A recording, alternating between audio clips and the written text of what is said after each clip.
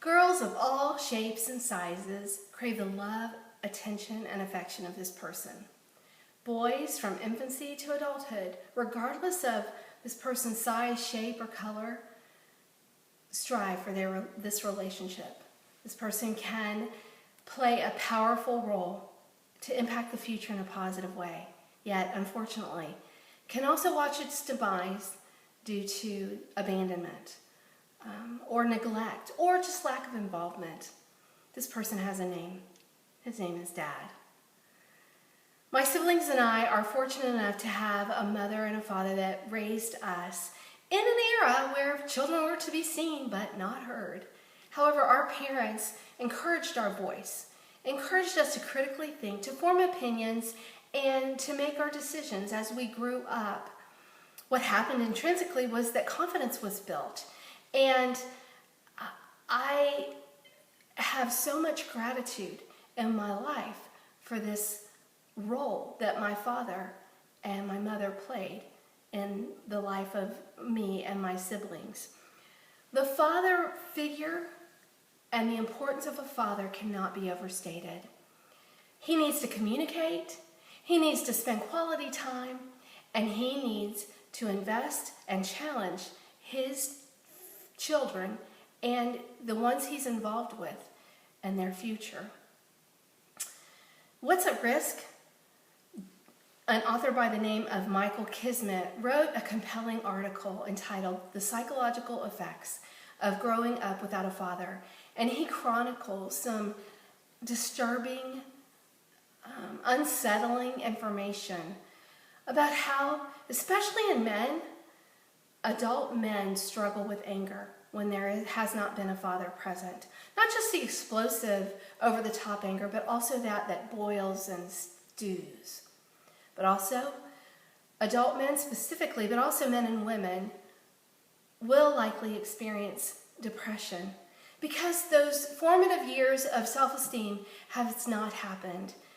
So father figures and fathers are extremely important. However, I recognize that the reality is we live in a culture where fathers are not present, or fathers and mothers are split up.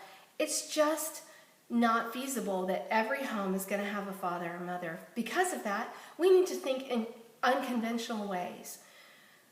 Father figure relationships should be encouraged and established, whether it's through coaches, through pastors, through teachers. We need to encourage the father figure relationship.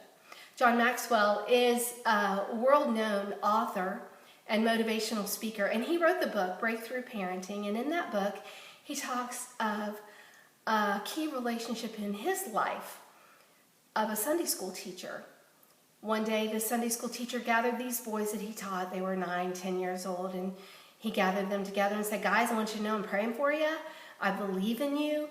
I have full faith and confidence that you will accomplish your mission in life." And John Maxwell, to this day, remembers that day and talks about how powerful that played in his life. You know, it's important that fathers communicate, but they also need to spend time with their children and the people that they're influencing. Time, quality, no one argues with that. It's quantity that matters as well. I was fortunate enough that my father would gather my brother and I, and we'd go out to the side yard and we would play baseball together.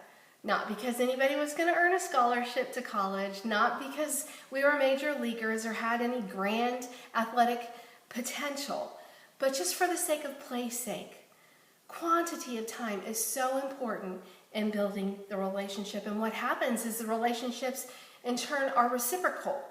When I left the home, I thought my parental relationships might not be so influential in my life anymore, and I was wrong.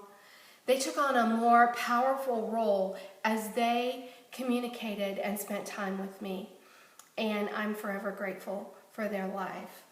The American Psychological Association did a study back in 2010, and they determined that men and women as adults who had positive fathers and mothers as children in their life were able to handle their daily stresses more effectively and more positively in their current lives. That's the importance of a father, a mother, a father figure.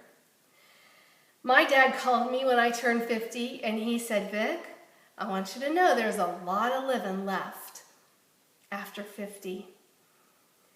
This came from a man who at 82 took a Greek course. At 85, shortly before his death, he was still singing in a chorus outside of the University of Kentucky area. So I take his words to heart. He still plays a hugely influential role in my life, and I'm forever grateful for him. Thank you, dads.